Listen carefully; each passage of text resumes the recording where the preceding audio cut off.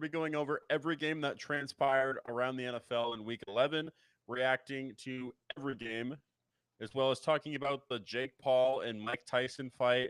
And best of all, to end the show, we'll be giving the worst top five according to the Brickyard. You're not going to want to miss it. What a week of football around the NFL. We saw Josh Allen, Patty Mahomes. We saw Herbert and Joe Burrow. Steelers versus Ravens. What a week of football. Yeah, no, it's a great week of football. And it was starting out Thursday night, had a great matchup with the Philadelphia Eagles and the Washington Commanders to really set the tone of the week. And we kind of, you know, wanted to see what we would get from the Commanders and what we got for the Eagles. And, I thought the Eagles would win this game, and I think it went exactly how we thought it would, where the Eagles were a little bit tight at first, but so were the Commanders. And then as the game kept staying close, all it took was just a few plays from Saquon Barkley, and he basically had two plays that just blew the game wide open, just with that next level explosive ability that the Philadelphia Eagles did not have last year. I mean, if this was the Eagles last year running with Boston Scott, Kenneth Gainwell, and D Swift, if he decided to show up, like, this is probably a game where they would have struggled in and potentially lose this game. But now Saquon is coming in really valuable when you're going to have tough games where it's going to be cold outside. You're going to be able to battle on defense, and they're able to hold the Commanders down. Reed Blankenship stepping up for this defense every week. He's jumping off your screen, and you hear the name Blankenship called, and they've just started to pop a little bit on defense. I think this Eagles team is ready just to go to the playoffs, maybe win a game or two. I don't think this is a Super Bowl team, but I think, if Jalen Hurts has another level to get to where we're seeing his run game come back a little bit, where he's been a legit threat at the backfield, it's just, is he going to start consistently hitting with A.J. Brown, Devontae Smith, and have the pass game not look as forced? And I think part of that is Jalen Hurts and Nick Sirianni, but I think also part of that is this is kind of how Kellen Moore offenses look typically, except he never had Saquon Barkley. Yeah, I think my biggest takeaway from this game was that extra gear that Saquon has given the Eagles in the run game. Jalen Hurts looks like he's comfortable again. Last year, he was definitely seemed like he was at least a little banged up, or maybe just not himself. And then the big step for me is the defense. The defense has been lights out. They were able to shut down the Commanders for the most part. I feel like even the score was a little deceiving. I feel like for the most part, they just dominated this entire game, and I never really had a doubt that the Eagles were going to pull through. So I really liked what I saw from them. I don't think I'd put them in the same class as the Lions, which I don't think I'd put many in. But I think for the rest of the NFC, they look just as good as the Falcons and the Cardinals, the Niners, like any other team I would put them up against. I think they could beat them. Yeah, no, I definitely think they could beat them. And I think it's fair to put them up there because, especially in a weaker NFC, like, there's not a ton of teams that you're really worried about facing. I feel like now teams are worried when they face the Lions. And even though they did lose Anzalone this week, even though they did lose Aiden Hutchinson this week, I think that offense is just so much scarier this year. And I think the Lions offense is so much better than really any other offense in the NFL, that's the team where no one wants to run into this season at all. Where the Eagles, it's like, okay, now you're probably going to win your division, get a home playoff game, but like, how far can you really go when you're a team that could run into a Lions when it seems like your team doesn't believe in their coach? It's the complete opposite of the spectrum to the Lions, where this is a team that's all in on their head coach and what he has to say. And maybe a team like the San Francisco 49ers, where Kyle Shanahan's like, okay, I've gotten to the Super Bowl twice now. How much confidence does your team really have in you when you keep blowing games? Where it's like Dan Campbell, it's like, we know exactly where this is going. Shouldn't have been there last year, where this team's going to have the utmost confidence in him. And you can't really say that about too many other coaches here in the NFC, except maybe outside of like someone like Dan Quinn, who's new, or Matt LaFleur. Yeah, I mean, at this point, and I'm happy to look through the current playoff picture, but I feel like at this point it feels like it's the Lions' playoffs to claim. At this point, they just look like they're the best team in football. And then for the rest of the NFC, like We talked about the Eagles, the Commanders. I feel like the last couple of weeks we've noticed Jaden Daniels take a slight step back, and that could be for a number of reasons. Is he playing through injury? There's been some injuries across the team as well. Do you lose any faith in the Commanders after this game, or do you still feel like they're a viable playoff spot? Um, I think the thing with the Commanders is I don't necessarily lose faith in them because they're not supposed to be as good as they were earlier in the season. And pretty much what happened is, hey, teams, figured out what the Commanders were doing, watched some film. Now we have some tape on Jaden Daniels. We know what Cliff Kingsbury is trying to do with this offense. So it's not a surprise to anyone anymore. So now it's going to be, can Jaden Daniels and Cliff Kingsbury make that adjustment together now with his offense with Kyler Murray? Once teams saw it and got some tape on it after they started 7-0, he wasn't able to make that adjustment with Kyler. Will he be able to do it with Jane Daniels is going to be the real question. But I just think this team has Terry McLaurin, they have Brian Robinson, but they still need more help. They could still use another good draft and another free agency. So for this year, I still think it's a success just to be in contention and get to a wild card game, especially with where you're supposed to be. Teams had you at the bottom of the division, picking the Giants and the Cowboys to be better than you. But the fact that you might finish second, like that's still a huge accomplishment for this team. And then it's going to be the real test next year if Cliff Kingsbury can figure out what went wrong in Arizona. Yeah, for sure. And I think that for them, they get another receiver, they get maybe a difference maker on defense, then this team is going to be contending for a long time. And I think that they're really close.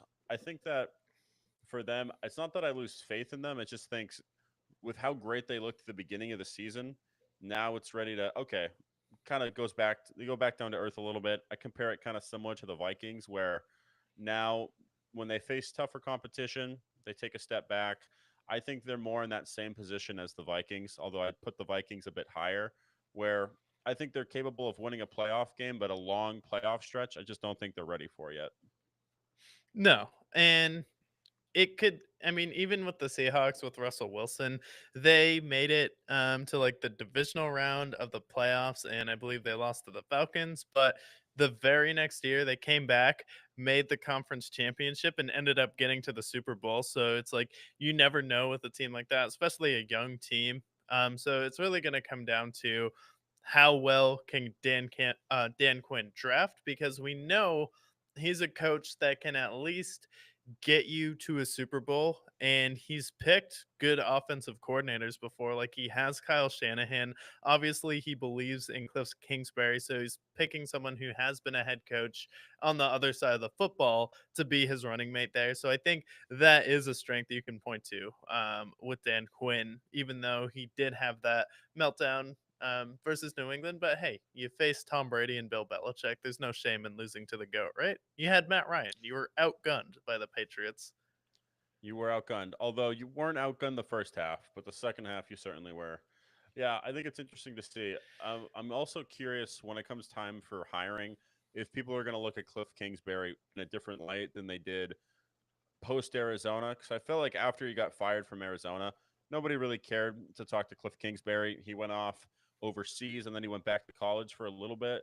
I'm curious if after this season, if there's going to be interest from Cliff Kingsbury or if the same names like Bobby Slowick and um, Ben Johnson are going to be coming back to the fold, taking those positions.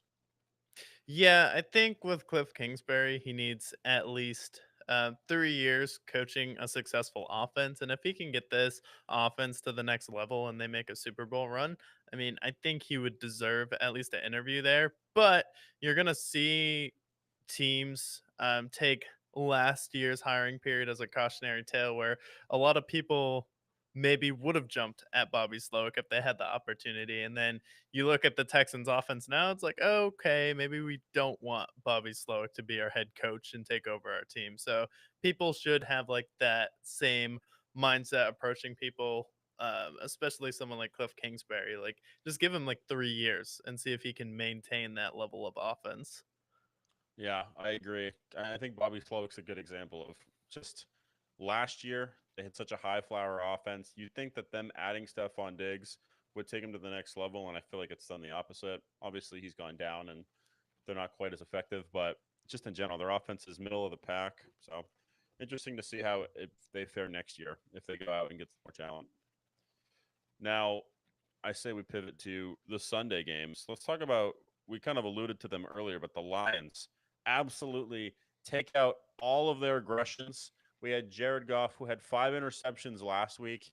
He comes back with 5 incompletions this following week. 24 of 29, 4 touchdowns, 400 yards, 52-6. Detroit Lions embarrass McCorkle Jones and the Jaguars. Yeah, no, they came out here, absolutely embarrassed the Jaguars, and it's almost like on the show, I was like, this is gonna be a revenge game for Jared Goff because he went out there last week and threw 5 interceptions. I was like, literally said, good luck if you're the Jacksonville Jaguars this week because the Lions are gonna be pissed off. They're gonna want revenge for what happened last week on national television on Sunday Night Football, even though they made an epic comeback. They said Jared Goff's probably going to throw for 4 or 5 touchdowns, over 400 yards, and they left him in the game. I mean, Jamison Williams and Amon-Ra St. Brown had the productivity of most offenses on a single Sunday, single handedly. And I said, to this, literally by word, I said, if Joe Flacco and Alec Pierce can do what they did a few weeks ago versus the Jacksonville Jaguars, what do you think Jared Goff and Jamison Williams are going to do to you? And that's exactly what happened because Jamison Williams got the ball and the defense would just lose track of him. He was out of there. And now you have the Lions coming back with a vengeance. And this is, I believe, the second time that they've scored 50 points this year.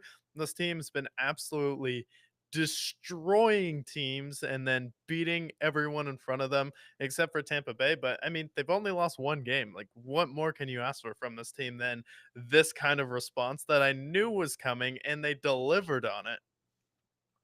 Yeah, I think the crazy part for this too is obviously we talk about Jared Goff, we talk about Amon Ra, we talk about Jamison Williams, but for me it's the defense. Like we lose Aiden Hutchinson, who's their biggest player, and then in this game you lose Alex Anzalone, who's another lifeblood of the team, and then holding them to 6 points. I know the Jags offense hasn't been insanely great this year, but we're talking about holding them to 120 yards passing, 40 yards rushing, holding to 2 field goals.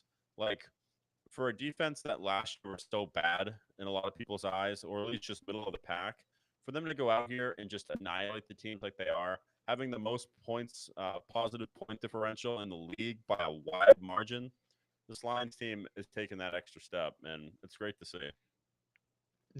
Absolutely wagoning people. And I don't know how a game like this doesn't wagon Doug Peterson out of a job. Like, how is that guy still standing? Like, the embarrassing losses are starting to stack up on top of each other now.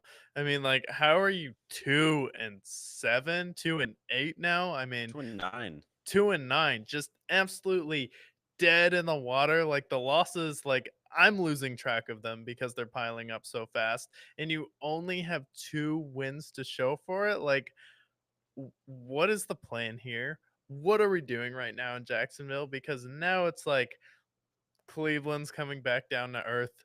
Jacksonville's falling all the way back down to earth, and it's like this team's only allowed to be good once a decade, and they have to be just mediocrely painful to watch. Just what a waste. And I feel like it's the story of the Jags still sucking is getting away from people because we make fun of the Giants endlessly week in and week out.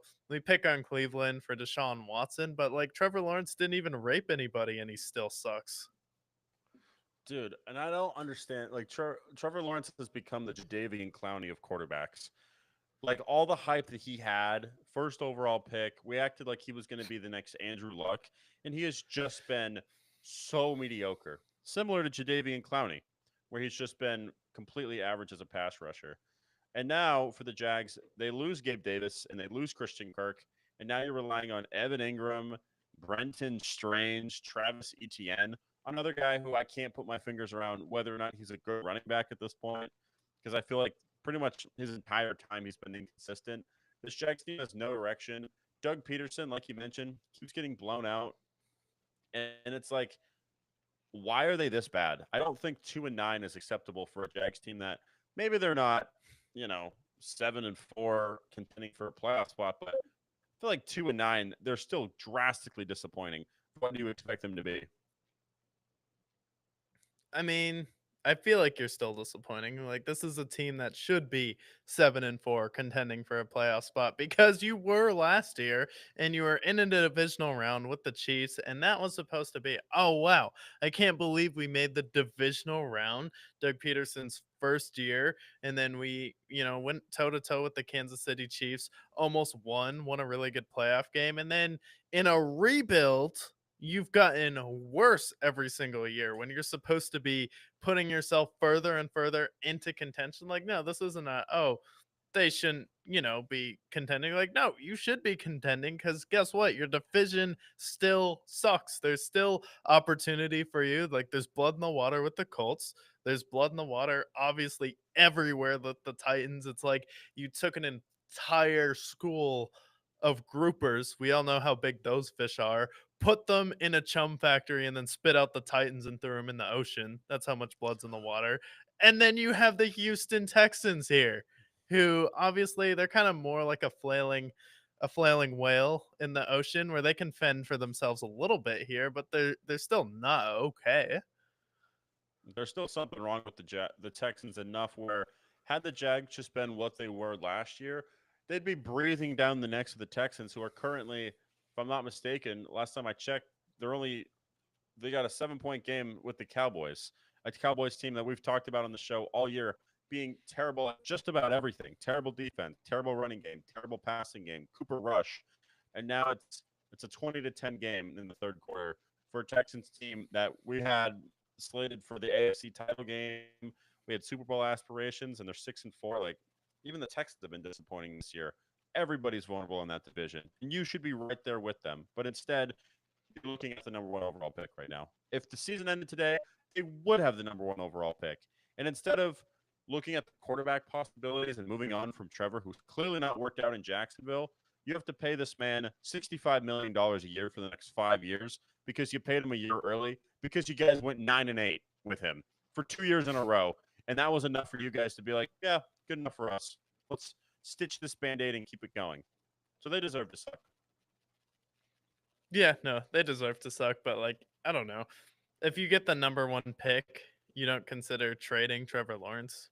Maybe. Or you can trade back, get a dynamic wide receiver because you like with Brian Robinson, you still need help on the offensive line. So if you could get multiple picks for the first rounder, that may help you. But like at the end of the day, I feel like offensive line, it's part of its talent, part of it is coaching and just continuity and like how well you're actually coached. Like it's not necessarily having the best talent because like the Bengals have tried to have the best offensive line in the league. At least their wallet has shown that. They spent all this money on it. Where is it? Nowhere to be found. Yeah. And then you look back at some of those old Patriots teams or how even the Chiefs, honestly, it's like they just draft a fourth rounder, plug them in, and they do just fine. So I definitely think it's a large part of it is the coaching. I think you could blame a little bit on the quarterback depending on how quickly they get the ball out, but this Jags team just is a complete mess, and it's just embarrassing to watch. But Lions are 9-1. And then let's talk about another team that has been disappointing. We'll talk about the Bears. They were so close. They were so close to beating the Packers. They had the field goal. They were 46 yards away. And lightning does strike twice. We saw it with the Broncos last week. And poetically, the same shit happened, but to a more deserving team. The Bears get their field goal blocked by the Packers. The Packers win 7-3. And the Packers win their 11th consecutive game against the Bears. If there's one person, if I could buy any sort of real estate, I would just buy what the Packers have in the Bears' minds. They live rent free in the Bears' minds. It's like what the Jets and the Patriots were for a long time. It's like what the Bills and Chiefs are at this point. Like rent free in this Bears mind, and it's sad to see because in this game for the Bears and Packers, it felt like this was a step in the right direction for Caleb Williams. He moved a little bit, got like 60 rushing yards, played pretty clean, and then all for nothing. They lose to the Packers. Literally. I mean, the Chicago Bears, you describe this as like a bear you see like shopping at Whole Foods. Like, this bear is lactose intolerant. Get him some almond milk because he can't handle real milk and honey. Like, what bear is lactose intolerant? And then apparently bears can't handle cheese anymore. What's happening? The Chicago Bears have probably defamed bears more than any other team. Like, first of all, you can't get your merch right. You have one of the dumbest helmets in the league, and now you can't handle the Packers since 2018. You can't get a single game off of them, and it's literally the exact situation that happened versus Denver versus Kansas City. And it's like, you had an opportunity to kind of see some momentum this year, and ever since you've gone on a bye, it's like this team has gotten worse. But I will say, this team, their offense did look better in this game. The Packers have been a pretty good team this year, and at least their new offensive coordinator is at least trying to help out Caleb Williams a little bit more, where they're actually bringing some stuff in from college that he did well now, and then they're actually have a plan now where you get rid of one of the worst offensive coordinators in the league. But the thing is, it shouldn't have come to at the beginning of the season, hiring one of the offensive coordinators with the worst track record. Like, we know this guy isn't a good offensive coordinator. Any of his former players will tell you that. Anyone who's had him fired him off their coaching staff will tell you that. Like, why did we even start the season with that for your rookie quarterback? And then you want to have a bad offensive coordinator to develop your rookie coming into the season. Like, Tom Brady talks about development issues for quarterbacks in the league. Well, example number one, the Chicago Bears running it with Russell Wilson's worst offensive coordinator he's ever had. Why would you even start the season like that and think that's a good idea? Like, honestly, that's a hiring that should get Matt LaFleur and the GM fired, that they thought that was a good idea. Yeah, I agree. And I saw beginning of the week they're like, we're gonna design plays to make it easier on Caleb Williams, and they announced that at the press conference. I'm like, first of all, that's great. We love that for Caleb Williams. But also, where was that the first 9 games of the season? What do you mean make it easier on Caleb Williams in week 11 of the NFL when you guys are vying for dignity at this point? Why is it all of a sudden in week 11 it dawns on you like maybe our rookie quarterback who is getting adjusted and getting acclimated to a much quicker game, let's make it as hard as possible on him. We're going to hire a guy who had Russell Wilson's worst season. I believe he was also a coordinator for the Cowboys, if I'm not mistaken, and where he had Dak's worst season. So everywhere he goes, even quarterbacks like Russell Wilson and Dak Prescott, who are Pro Bowl high paying quarterbacks, they have their worst season with Shane Waldron. You said maybe that's the guy for Caleb Williams as he gets acclimated from college to the NFL.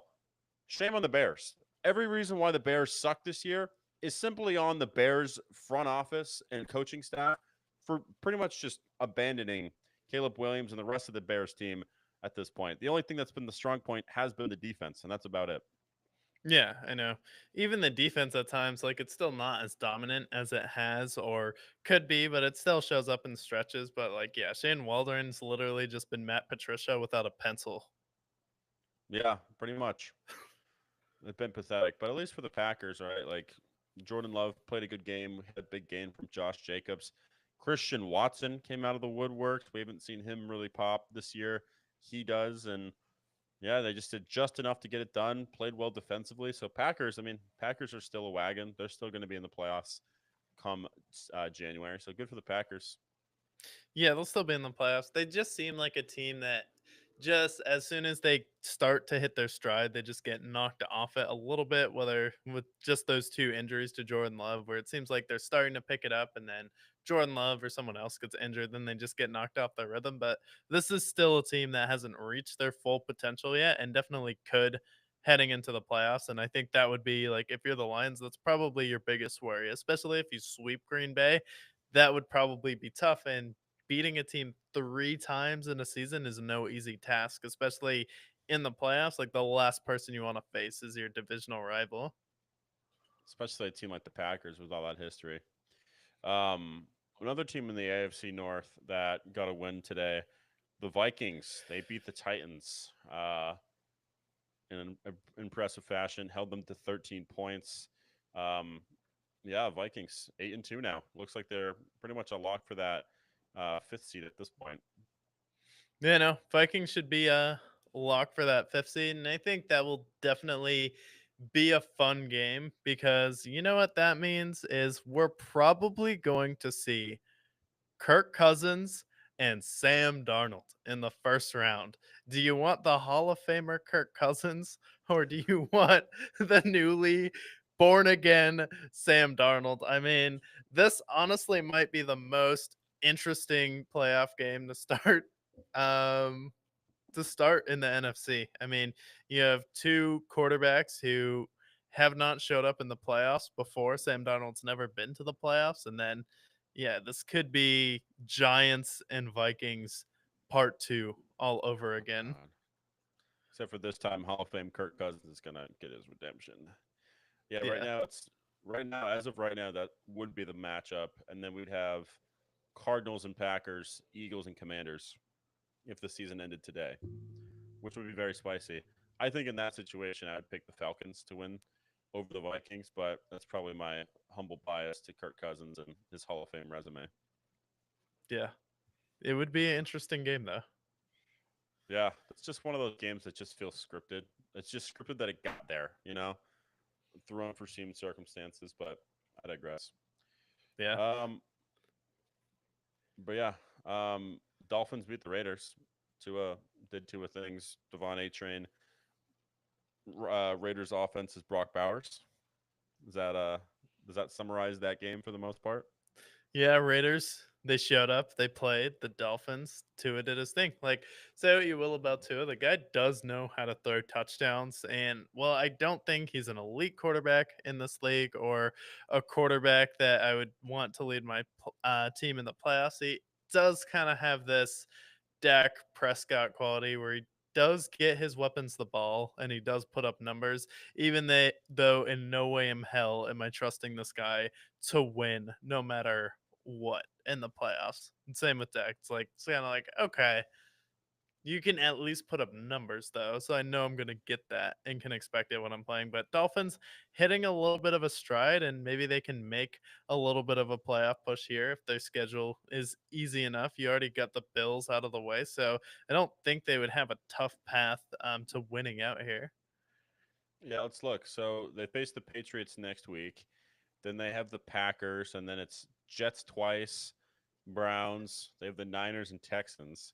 I think that they can at least go.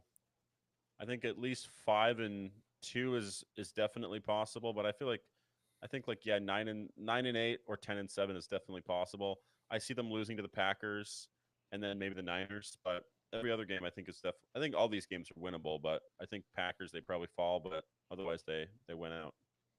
Yeah, we'll see how healthy the Niners are too when they play them. Yeah, exactly. Maybe the Texans they lose to, but I think they beat the Jets twice at the rate the Jets are. So yeah, I mean they might just very well sneak into that playoff spot. Yeah. Speaking of the Jets, though, they had a sneaky underrated B card game of the week. Like it wasn't like one of the A tier games of the week, but like out of the games just lost in the mix on Red Zone that nobody watched unless you were Jets or Colts fans. Like this was honestly a very entertaining game. Came down to the end of it, and then Anthony Richardson, did he throw the game-winning touchdown pass? No, but what he did learn is if you just get the ball to Josh Downs, your life will be easier. And that is something that was true throughout this game that I feel like at least Anthony Richardson learned that from being benched. Like, at just look at Josh Downs. Like he'll get you 10, 15 yards super easily. Same with Michael Pittman. And then you went out there, put up 27 points, and then this is the best that the Colts offense has looked in a while, at least. And it still wasn't perfect from Anthony Richardson, but they gave the Jets so much hope in this game and then just slammed the door all the way shut in their season. Like, nope, digging up your grave. We actually have a chance to make the playoffs if we win this game. You don't. See you later. Officially over for the Jets, and you lost to Anthony Richardson in one of the last probably 2 years of Aaron Rodgers' career, and that's how we're going out? Okay. Yeah, this was the nail in the coffin for the Jets, and it kind of similar to the Bears, where you look at their game, it's like, okay, Brees Hall played a good game, Aaron Rodgers played a fairly good game, Devontae got involved, and you look on that side, you're like, okay, well, this is probably the best Jets game we've seen in like a month at this point.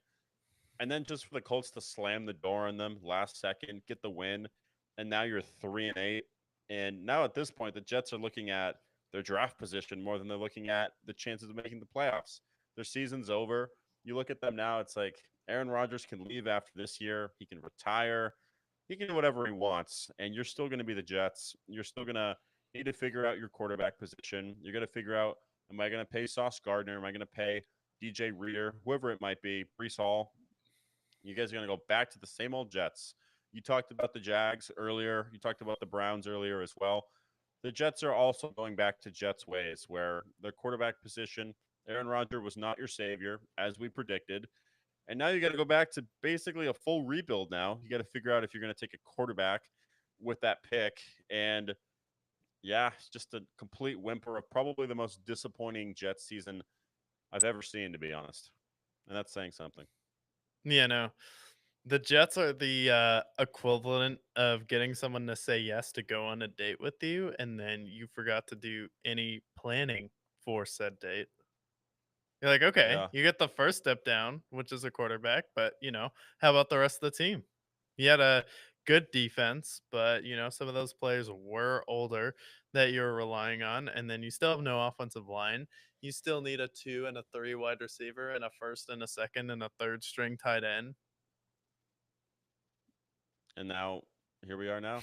And even though they strung it all together with duct tape to start the season, even though they false goaded Robert Sala as the bad guy, it's like, okay, we look at this team now. It's like, yeah, Garrett Wilson's great. We like him. Devontae Adams is old now.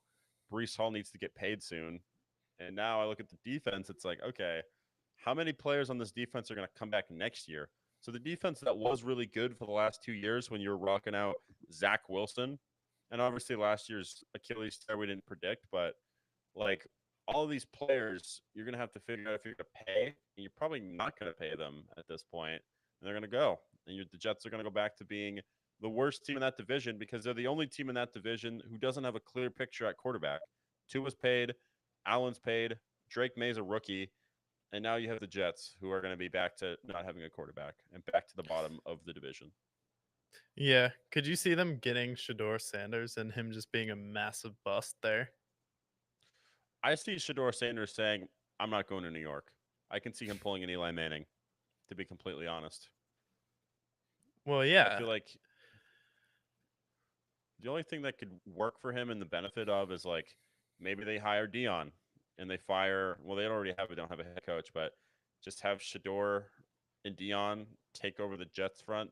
I just feel like that wouldn't be good for either of the Sanders at that point. No, that'd be a little weird. Even like it didn't really work. Like we saw even to the level of Doc and Austin Rivers, and that was weird. Yeah. Like, and then it's gonna be your quarterback who needs to be the most accountable person in the room. Like, I don't know. I mean, I guess it works in college, but the NFL's a whole different game. Did you see like Michael Irvin telling Jerry Jones to hire Deion Sanders on when they're both on the Jake Paul fight pre fight? I saw him pushing for Dion. I couldn't. What is?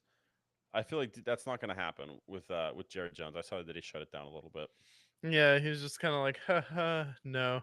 It's like, honestly, it's sad to say, but the Cowboys aren't going to be good until Jerry Jones is like declared unable to just incapacitated. Like until then, like I don't think he's gonna fire anyone. I think he's just making his money. He has his stadium, which is his spectacle.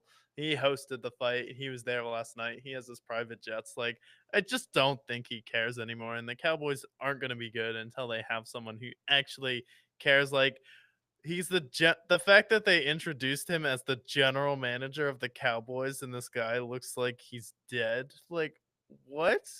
This guy who's in his 80s at this point, or at least late 70s, No, he's like he's the 84, I think. he's like 84 and he's the general manager of the Cowboys, or at least being introduced as such. Like, you know how much work it is to be a general manager? And what's hilarious is like the Cowboys are falling apart on the field and off the field. Because I saw earlier today that they had a metal piece of the ceiling fall down onto the field during like walk. Like luckily nobody got hurt, but they had metal falling from the stadium onto the field. Like Oh even their god. stadium's falling apart at this point. And then, ironically enough, for the Jake Paul fight, they put up a curtain for that little sunbeam that CD Lamb was bitching about last week. So I Mm. thought that was ironic. So even AT&T Stadium, I think is only like 10 years old. Like it's fairly new, but it already feels like it's falling apart now, just like the Cowboys are. So it's like the Cowboys are just everything goes wrong for them at this point. Every week there's a new headline, and then yeah, they got their stadium falling apart. Yeah, it's that they don't make shit like they used to. Exactly.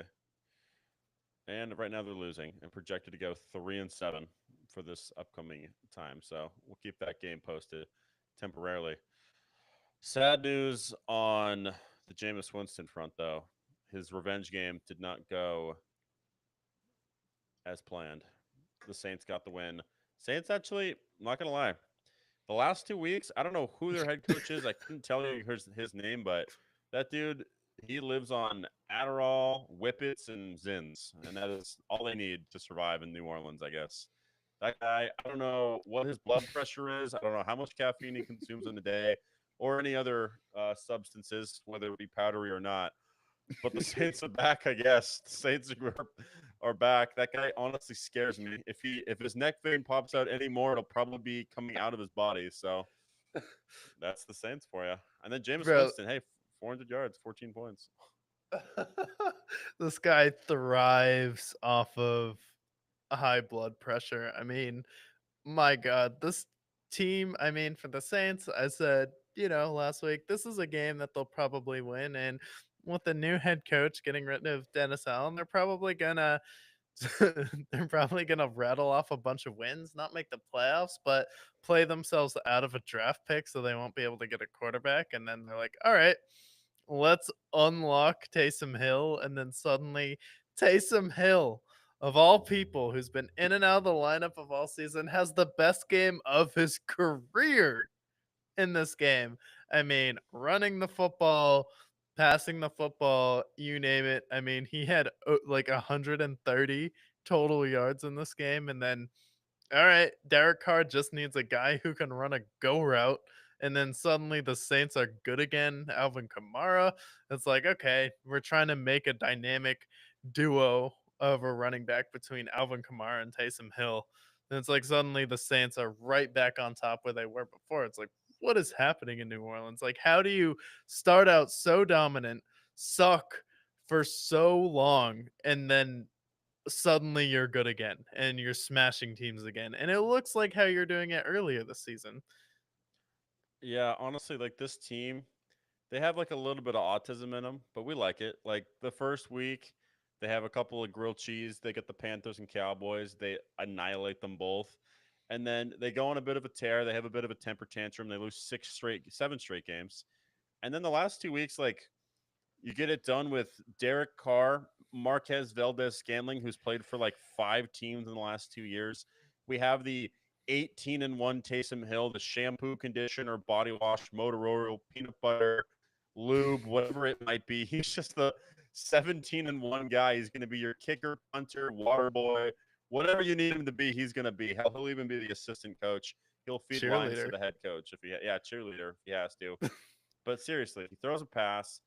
He rushes for 3 rushing touchdowns. He has 8 catches, and I'm sure he did other things that we couldn't even notice. But yeah, Taysom Hill revenge. I guess Taysom Hill was offended about Jameis Winston when he took over the job a couple of years back, but Taysom Hill played with some vengeance. He had hatred in his blood in this game. Yeah, honestly, yeah, I think Taysom Hill, we're just gonna look up one day and he's gonna be like 50, and somehow he's gonna find like a position he can still play. And it's like, oh, he's still playing. Oh, he's a punter now. Oh, cool. Yeah, it's gonna be like 2045. Like what? They made a new position for Taysom Hill. Yeah. My question is like, I don't think Taysom Hill is a Hall of Famer, but he's got to be in a different. We got to make a Hall of Fame for Taysom Hill like players, because how are you a quarterback, wide receiver, tight end, uh, blocker, kicker? He's done everything that you could possibly do as a player in the NFL. What's next for Taysom Hill? Like after retirement, I just feel like he's going to be like a firefighter, cop, astronaut, president, and that's going to be his next job. Because whatever job he has next, it's not going to be a fucking stay-at-home dad job. No, he's going to be like a astronaut, cowboy, fucking research, fucking developmental science guy. No, honestly, yeah, that's a great name for a show. Astronaut, cop, firefighter, cowboy.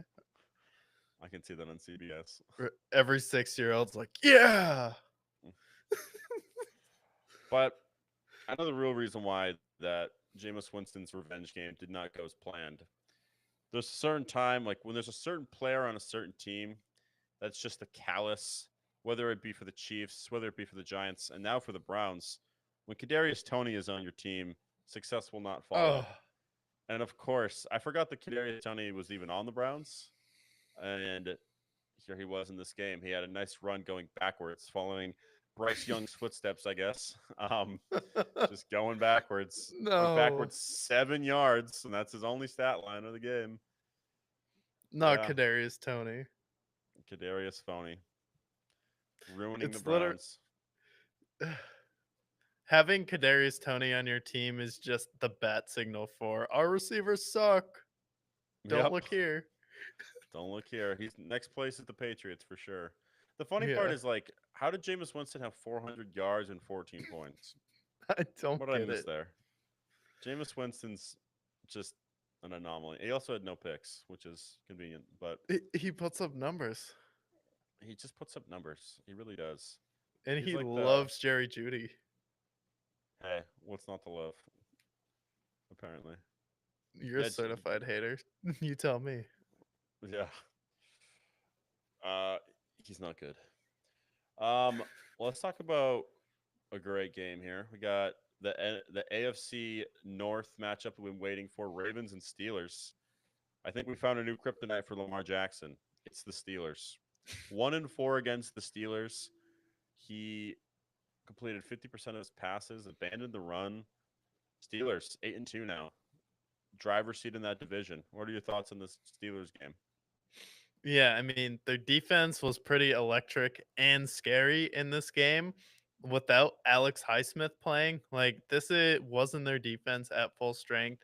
They had most of their players, but when you take away your second best pass rusher who takes the pressure off of TJ Watt in this game, and then you still get shut down for the majority of this game. And kind of what this game showed me with the Steelers is they can get into a shootout when they need to now and put up points and win a game. And now their defense can make elite offenses like the Ravens, who this is a team that walked the Bills up and down and blew them out and put up a lot of numbers. And then Derrick Henry has been dominant, but you've just been able to give Lamar Jackson a lot of problems. So this isn't a team that you want to face in the playoffs if you're the Baltimore Ravens. And the Steelers may not match up well with a team like the Chiefs or the Bills, but seems like they know exactly how to beat the Ravens still. It seems like there's still a little bit of, I don't know, it's just you beat them with Kenny Pickett last year. This is just one of those matchups that doesn't go well for the Ravens here. And I think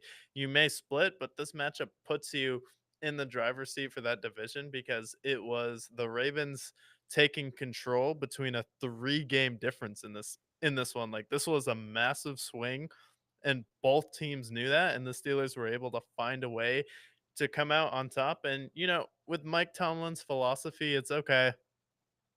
We'll keep pushing, we'll keep pressing, and that turns into winning critical games, not getting a touchdown. Sometimes we're not going to get a touchdown. This is exactly like how that, playoff game went, where Ben Roethlisberger just got field goals, 7 field goals versus the Kansas City Chiefs in a playoff game versus Alex Smith. They had a touchdown, but the Steelers just didn't turn the ball over, and they made sure that they got points and converted it on this drive here. And then for the Ravens, it's like you've seen a little bit of weakness in their secondary right now, especially with some injuries piling up right now. Like the Bengals lit you up, and going into the playoffs, like that's going to be a problem for them because you can't win every single game as a shootout. No, and also I think like Kyle Hamilton has been banged up as well. You lose Kyle Hamilton too, with how bad your secondary has already been. That's a loss you can't have. What I also didn't like about this game was this game, like the Ravens' lifeblood is Derrick Henry, Lamar Jackson, dual threat option. And I felt like in this game, they were abandoning that. And it wasn't like Derrick Henry was necessarily struggling on the ground. Like he had 5 yards per carry. He got a touchdown in this game, but it felt like they just know what to do to fluster Lamar. And the only other team I can see that can do this is the Chiefs. Every other team he's elite against, but I don't know what it is. The Steelers just have that plan down pat that just makes him uncomfortable. And I can't really put my finger on it exactly, but it just felt like in this game they kind of abandoned what their ideology has been all season, which is just feed Derrick Henry and Lamar Jackson just opening up the passing game.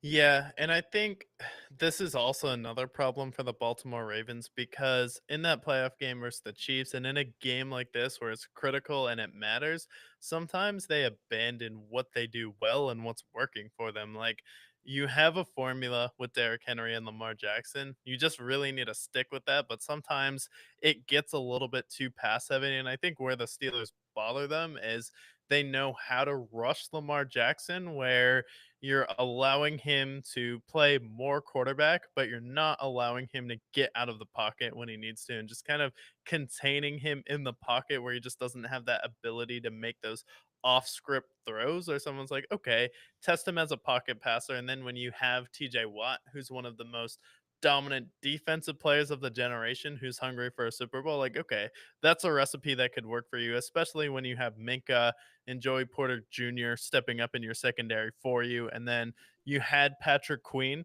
who was on the Baltimore Ravens, and he felt slighted because the Ravens didn't want to resign him. And then you pick him up.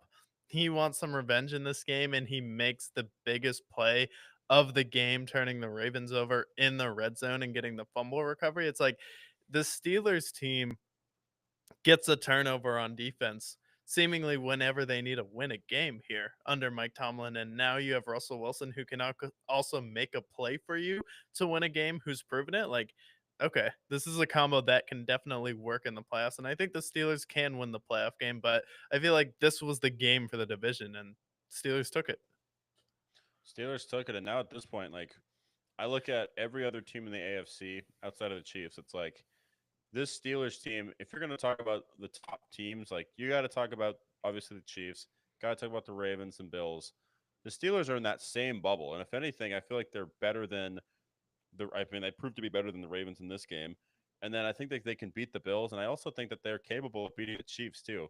If they can make Patty uncomfortable with the way that the Chiefs' offense has operated this year, I do think that this is a team that can make the Super Bowl. I think we could be setting up for a potential Steelers and Lions Super Bowl at this point. With how they're great on defense, their running game's been effective, and Russell Wilson has been a good quarterback. He can make the throws when it matters. He can make the deep ball throws. Like, I think this is a Super Bowl team. Yeah, that'd be the most Midwestern Super Bowl of all time, outside of like Green Bay versus Pittsburgh, which I don't know. We could get that rematch too. Anything's possible. But yeah, this Steelers team, they're not even that far. They could potentially get the 1 seed. It's not off the table if the Chiefs lose some more games. Well, the Steelers have the Chiefs, and that game will be for the 1 seed. Yeah, so they could. realistically have the 1 seed. Yeah, and then if the Steelers beat the Chiefs in that game, and then it would put them and the Bills in a three-way tie. Whoa, that'd be insane. Yeah, but it's gonna Let's be it's actually a race now for the 1 seed, and, like, this is why I love November football. It's like we're 3 weeks into November now, and now you're seeing all of these games that are having major implications just for the playoff race now, like, it has not disappointed so far this season, like, the AFC especially this year is gonna be electric. Yeah, and I mean, like, good game to pivot to was that Bills game, Bills and Chiefs. Bills took control pretty much. I feel like for most of the game it was relatively close, but we had another classic game from Josh Allen. We had um, the Bills prevail 30-21. Chiefs finally fall. Does this change your stance at all on the Bills at all for beating the Chiefs? I know you predicted them to beat the Chiefs, um, but just the way that they were able to shut the Chiefs down for the most part.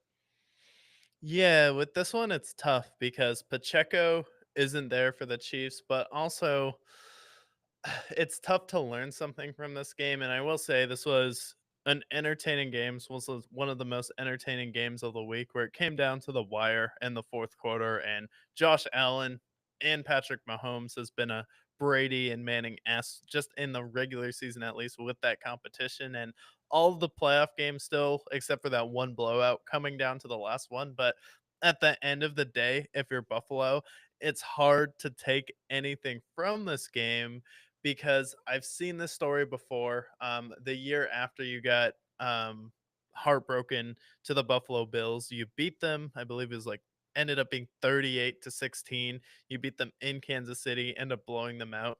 You beat them last year where Patrick Mahomes threw a LeBron s temper tantrum at the end of the game where they weren't able to they had a penalty called on them that they he didn't think should have been called, and then he ends up losing it that game. But you still haven't beaten them in the playoffs, so it's just really tough to wrap my arms around them. Because, like, okay, is it just because you can't win in Kansas City? No, you lost to them when you were at home, and when you were at home and had a chance to beat them, Sean McDermott had one of the dumbest play calls in the history of the NFL, and thinking a fake punt with Damar Hamlin in his own territory was a good idea. It's like you still have some major tactical flaws that you make, but you did play a good game this one. But we've just seen it before. So it's like it's tough to take something or take some confidence from this. It's almost like the Chiefs are toying with them. Yeah, it's tough because I feel like for the Bills this year, their running game's a lot more effective, although the Chiefs did shut them down on the running game. But like I feel like Amari Cooper in relation to Stephon Diggs, little less attitude, maybe better for chemistry in the locker room. I wouldn't be surprised if the Bills can get over the hump against the Chiefs. I'm not going to bank on it, but I think that this Bills team is really good. And I feel like with Josh Allen playing relatively clean football this year, anything's possible. Um, but I think it's a destiny that they're going to meet in the playoffs again, and maybe then that we can see that redemption. But for them, I mean, Josh Allen's 5-0 against the Chiefs in the regular season, and then he's 0-3 in the postseason. That's something he's got to get over if he wants to be in that same conversation. Because these games, I mean, these matchup, this really has become the Manning and Brady of um, this generation, just with how classic these games have become. 13 seconds. We've had a number of other games that were just as iconic, but I feel like if he wants to be in that Manning and Brady conversation, Josh Allen's got to get over the hump. Yeah, no, even Lamar and Patrick Mahomes, like, and it's like we have like two Peyton Mannings and then a Tom Brady here. We just have two guys who just can't get over the hump in the playoffs against him. Where Lamar, I guess he really hasn't gotten over the hump in the regular season either. No, that's the other team that he's given his troubles to. But I mean, the only other person that you could say that with who could be in that conversation is Joe Burrow. Unfortunately, the rest of the team just hasn't shown up when it matters, which I guess that would be a good game to pivot to because the only other games is the Falcons and Broncos and Seahawks and Niners. Bengals and Chargers, if you want to talk about that game next. I mean, is this one of the best Monday Night Football games of the year? I think so. Yeah, no. I mean, we had one of the best Sunday night football games last week, with the Lions turning it over 5 times, coming back. But that game I felt like wasn't as high flying. There wasn't as many fireworks as this game. And then it's like you see the Bengals come back in this game. You see the Chargers start to turn into the Chargers. You come all the way back. It's 27 to 27. Your offense seems unstoppable. And then suddenly your offense just freezes where you get 2 field goals in this game. And Evan McPherson decides, you know what? This Sunday night, I think for a hobby, for my special thing I'll do on Sunday night outside of missing field goals is I'm gonna see how much I can age Zach Taylor in one game. I mean, honestly, you want to talk about a kicker going out here? I mean, like Zach Taylor looked like he was having a stroke on the sideline. Did you? He was just stuck with the same shocked face, just eyebrows up, Adderall kicking in. He's like, "What is happening?" This kid was absolutely ice cold in the playoffs. And then in this game, too, some of the tackles that Joe Burrow was getting out of, where you have Joey Bosa, who has his arms around him, the way he was escaping in this game and the way he was playing, it did remind me a lot of Ben Roethlisberger. And Joe Burrow just reminds me sometimes of Ben Roethlisberger with more mobility here, where it is off script, backyard football. It's fun to watch. And one thing he can do is just put up numbers similar to Big Ben, where he's just putting up all of these numbers. Where Ben Roethlisberger had someone like Mike Tomlin, though, who hasn't had a losing season, where this feels like more of if Ben Roethlisberger was on the Saints putting up Drew Brees type numbers with the Cincinnati Bengals here. Because with the Chargers, you get to 27-27, you start to tense up, but this is where having a stabilizing force like a Jim Harbaugh comes into play, where he believes in Justin Herbert, and then all it takes is, hey man, you just need one play to Lad McConkey, and the game is over. And it feels like it's been so long of Justin Herbert trying and trying and trying. And now suddenly, if you play the Chargers, their defense is playing really well. Khalil Mack isn't even playing. You have a solid run game with J.K. Dobbins, and if you get the Chargers and they're starting to get hot in the playoffs, where we're starting to see Herbert and McConkey be clutch now in prime time, which the Chargers never do. And I feel like this is a real turning point and step forward to them. Like, hey, this suddenly is a team with only 3 losses here. And if you're, Baltimore, you're Buffalo, any of these teams in the first round, it's like in that game, like I honestly was more entertained by Justin Herbert versus Joe Burrow than Josh Allen versus Patrick Mahomes. I really was. Yeah, this is definitely the game of the week for me because I feel like the problem with Herbert is like when I think about Herbert, I know how talented he is and I know what he's capable of, but we're always seeing him blow these leads. We're always seeing the Chargers do Chargers things, and then finally we got to see Justin Herbert make plays when it mattered and not blow the game for him. Now the Chargers did blow that lead; they were up 24-6, I believe, but I feel like that's also a testament to the Bengals and what they're capable of. But I think it's a good sign that the Chargers were able to kind of get past those demons that they've had. Because I think going into this game, they had lost 10 consecutive one score games, which was the most in NFL history. So they were able to get over that. They were able to make those plays. Having Jim Harbaugh there obviously helps. But then also for the Bengals, right? You alluded to Drew Brees earlier. How is it that we have Joe Burrow, who has the most passing yards in the league? You have Jamar Chase, the most rushing receiving yards. Trey Hendrickson leading the league in sacks. How is this team 4-7? Now at this point, I feel like we do need to start talking about Zach Taylor's job because what we can expect from the Bengals each and every year is that they're going to start slow. We're going to see them. Obviously, we're going to see Joe Burrow and Jamar Chase do their thing, but their defense has gotten gradually worse each and every year. And now at this point, it's like this season has been extremely disappointing for them. I feel like you got to start looking at Zach Taylor. Is he the problem? Because it's been the same thing each and every year since pretty much since the Super Bowl. Yeah. No, it's been the same thing each year, and the problem has been a majority of the offensive line because Joe Burrow is making magic, escaping hits here where most quarterbacks under this offensive line would not be doing what Joe Burrow's doing, even though he has the talent. But the offensive line, you put money into it, and you just haven't been getting anything out of it. So part of that is the offensive line, but part of that also is coaching. part of it is getting that continuity, and then you've had a lot of injuries on your defensive line here, so that's a little bit of an excuse there. You have a pass, but you have passed on signing some people like Jesse Bates who are playing really well in Atlanta, who could definitely be helping you right now. So this is tough because it seems like Jamar Chase is getting a little bit frustrated. He was in the news across the interwebs. We're now suddenly raging homophobic Jamar Chase is all over the internet, and he's like, yeah, calling out slurs for his head coach here on the sidelines. Like, you're the reason why they scored in that play, why we lost. It seems like Jamar Chase is getting to a point where it's like, I don't know how long he's going to want to stay in Cincinnati. I know him and Joe Burrow want to play together, but we've seen Tyreek Hill leave someone like Patrick Mahomes, and I could definitely see either T. Higgins or Jamar Chase losing. And then it's like when T. Higgins or Jamar Chase is in there, it's like your offense just isn't as explosive and can't keep up if you have to compensate for a bad offensive line or defense. Yeah, and the thing is with that offensive line, and I definitely think that they're going to lose T. Higgins this year. I have a feeling, my sneaking suspicion is that T. Higgins will be a Charger next year because he's going to Whoa. be a free agent and he's going to move on. And the Chargers have money to pay for him at this point. So I can see that happening. But for the Bengals, like, this is a team that they spent over $100 million in offensive line talent. You signed Ted Karras, you signed Orlando Brown, you've signed a bunch of offensive linemen who, going into it, were Pro Bowlers.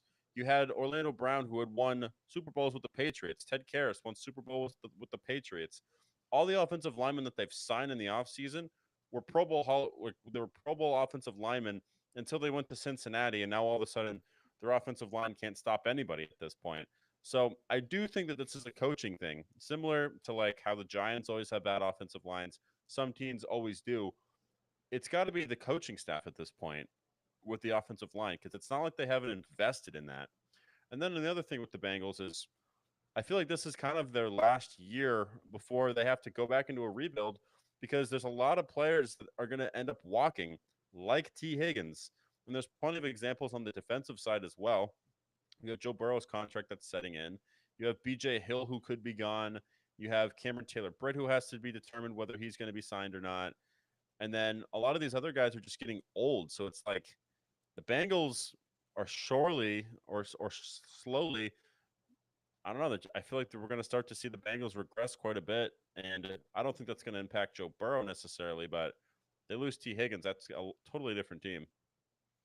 It's going to be tough, especially when you're in this in the same division as the Ravens and the Steelers, who have ruled that division for a reason, which is long term continuity. They understand how to continuously be good, and the Bengals just don't. I feel like they're a team. They're just the type of franchise that's happy with the Super Bowl run. The Steelers and the Ravens need Super Bowls to like satisfy their fans, like to make their fans happy. Like that's the expectation where the Bengals like, okay, yeah, if we make the playoffs or we're relevant, that's good enough for us because we've been terrible. It's like, look at how long this franchise kept Marvin Lewis. That should scare you. Like that's really what scares me about the Cincinnati Bengals team is you kept a guy who had never won a playoff game for that long and not for lack of talent. I mean, some of those Cincinnati Bengals teams were really talented. Were really good that were in the playoffs. I mean, with Andy Dalton and I think part of it can be on Andy Dalton, but at the end of the day, he's Matt Ryan. If Matt Ryan didn't play in a dome, you should be able to at least win one playoff game because you're consistently good in the regular season, consistently making the playoffs, and then you never broke through, and then missed the playoffs like every other year typically. And then Marvin Lewis still had a job. Like, you don't think they're gonna keep Zach Taylor for way too long, especially with what he did to get to the Super Bowl. It's like that's my worry with this team. My worry is if you remove the Super Bowl from there, it's like, okay, the 2 seasons before Joe Burrow was fully acclimated, they were terrible, which is what got them Joe Burrow. And then obviously Joe Burrow got hurt his first year. They weren't very good. They make the Super Bowl, and then ever since it's been AFC title game, losing in the second round, and then now they've missed the playoffs. What's going to be 2 years in a row. So they've nosedived since making the Super Bowl. And I know that they were close to winning the Super Bowl, but that offensive line was terrible that year. So even that, I just don't like where they're at. But yeah, you're right. I think Zach Taylor probably will be their head coach for too long. Yeah, and with Zach Taylor, next offseason, the Bengals will be at a real crossroads here because we're living in a world where the Lions could potentially be the Super Bowl champion. And then you also have Bill Belichick and Mike Vrabel available. Bill Belichick being vocal that he wants to return to coaching. Everyone falling in love with Bill Belichick this offseason. They're like, oh, I had no idea this guy had a personality. Everyone loves his commentating on Pat McAfee TV. I mean, I just saw an ad with Bill Belichick on DoorDash now. So he's like coming out of his shell a little bit, trying to be a little bit more personable to get a job and maybe approach it a little bit differently, try and be a little bit more modern here. So you could potentially have a world where the Bengals could have either Ben Johnson or Bill Belichick to coach Joe Burrow. And if you're Joe Burrow, you don't think that's the match made in heaven for someone who you already have an established team there? Okay. Do you want to live in Cleveland? He's Or lived in Cleveland Cincinnati is the before. question. Yeah, I mean he's already been in Ohio before. I say why not? I think I would ship that Bill Belichick to Cincinnati. Because then at that point it's like their defense would be fixed. Their offense is still not like their offense is obviously still high flying. That'd be a perfect fit for him. And then if you get Ben Johnson, like through the roof. I mean, their offense is already effective, so I'd love that, especially with how well Chase Brown has played as well. Chase Brown, a guy that's kind of come out of nowhere, played really well for you, kind of giving me an Austin. I've compared him to Austin Eckler, and I feel like it's kind of similar, a little bit more explosive, but that offense is great, and I hope it continues going well for them. Yeah. For Belichick, though, if you look at it, like, would you rather be in Florida, but you have Trevor Lawrence, or it's like if you have Bill Belichick on the Bengals? I mean, just listen to that: Burrow and Belichick versus Reed and Mahomes. Like, how can you get better than that? Like for the NFL, like if the NFL is rigged, that should happen. Yeah, I would love that. Plus, he'd get that wins record that he's going for, so I'd love that. I hope that happens.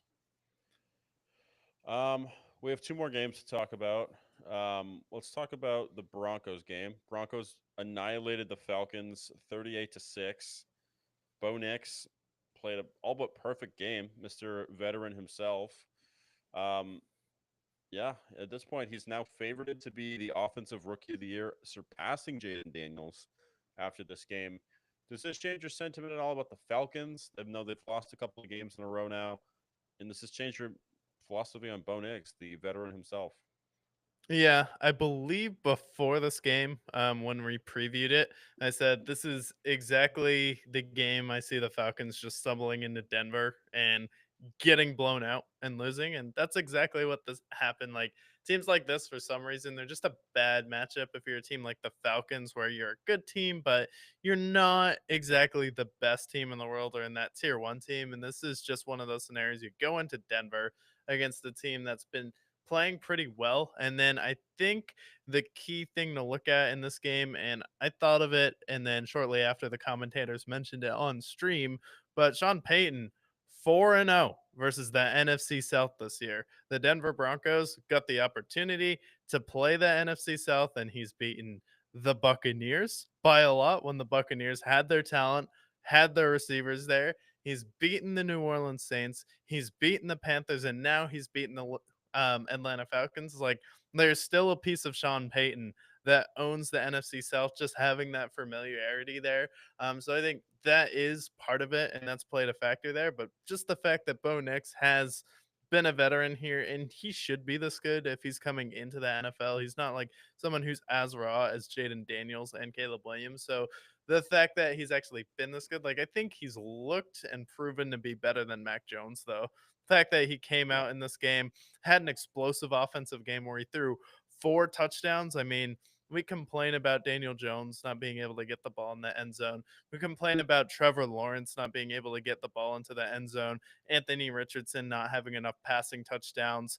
But Bo Nix just coming into the NFL and slowly getting better each week. And it seems like he's really coming into his own and then throwing for 4 touchdowns. Like, okay, this is something where it's like, that'll work with him, and you're beating up mediocre teams. And I think next year the Broncos are going to take a major leap forward and be a force. But The problem is you're not going to play the NFC South next year, and that's 4 of your wins, and I believe you've won 7 games at this point, so that's a little over half your wins.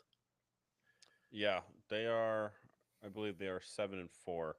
Um, with my record in front of me, I think with Bo Nix, like the first couple of weeks, he struggled, which I think is natural for a rookie, and then he had a stretch where he was pretty average, which I think is what we were seeing the last couple of weeks. And then now, I mean, if he continues how he played this week, he'll absolutely win Offensive Rookie of the Year. I think that when I compared him to Mac Jones, it was fair, but I do think that he's a better quarterback than Mac Jones. He's more mobile, he's more accurate, and now that he's moving the ball down the field, I'm gonna have to find a new comparison for him. But I do think that Bo Nix is going to be a good quarterback for them moving forward. I hope they get him another receiver, maybe a better running back. But that defense is still formidable. You have Sean Payton, so Broncos have a bright future, especially after they broke up with Russell Wilson the way they did. To be where they are now, I think that gives you credit to Sean Payton and kind of taking the regime by the balls and saying, "Yeah, I'm going to take this quarterback instead of having Russell Wilson." And it seems like the breakup has worked out for both sides. Yeah, no, it's worked out for both sides. And if you're looking for a new comparison for Bo Nix, how about the Matt Ryans of Ryan Tannehill's? Yeah, I can take that. That works. That's pretty accurate. He's got the Um, mobility. Maybe he's not the best quarterback in the world, but hey, he does have like some good arms sometimes, and he plays like average sometimes. But he's a rookie. yeah, we don't know how good he can be. I think the ceiling, I think he can definitely do it. So yeah, I'm a supporter of Bo Nix. I wasn't always a supporter, but I do think that he actually is going to be good. And he might actually be better than Caleb Williams in this draft if Caleb Williams keeps playing the way he does. Would the Broncos be able to find a way to free up enough cash to get T. Higgins and like be in a bidding war with the Chargers? Yeah, I mean, I think that dead cap money is gone after this year. I think they just had to eat it this year. So the cap should be fine after this year. I'll have to take a look, but it's definitely possible. They get T. Higgins, they have Cortland Sutton there. Maybe they draft a wide receiver or a tight end. I don't know. Broncos could be interesting. Could be fun. Last game to preview or recap was the Seahawks and Niners game. We had Gino with that game-winning rushing touchdown. Um, yeah, both teams now 5-5, still kind of in that mix for that wild card spot. Any change of sentiment? Seahawks historically 49ers own the Seahawks, but Seahawks getting the win. Any change in sentiment on either of these teams? Kind of, yeah. I mean, the Seahawks finally did it. I mean, it felt like a breakthrough here. You've had moments where the Seahawks are going through a lot of pain this season. There's a lot of growing pains, especially with the new head coach. And seems like they went through a little bit of a midseason low. But the fact that Geno Smith went out there, got it done, they got outplayed the entire game, but they came back 2 drives, that was all it took from Geno Smith, and he got the rushing touchdown, and finally, it's like, "Hey, we did it. We actually went out there in the first time in the Geno Smith era, beat the San Francisco 49ers, and guess what? The defense actually showed up in this game, and this is the thing that's been most frustrating with Seattle all along is because we all know they have the talent to do it on defense, and we all know that this is a team that should be able to put it together defensively on that side of the ball when you have Devon Witherspoon and Reek Woolen. You have players like Boye Mafe on your team. And if this defense can get hot, I mean, this is a team that should be one of the most dangerous teams in the league. And now this seems like almost like breaking through a wall where this is the first time in the Geno Smith era you beat the San Francisco 49ers and you shut them down. Do it in dramatic fashion to win the game. This seemed like absolutely monumental because with this win, the Seattle Seahawks, you want to talk about gridlock?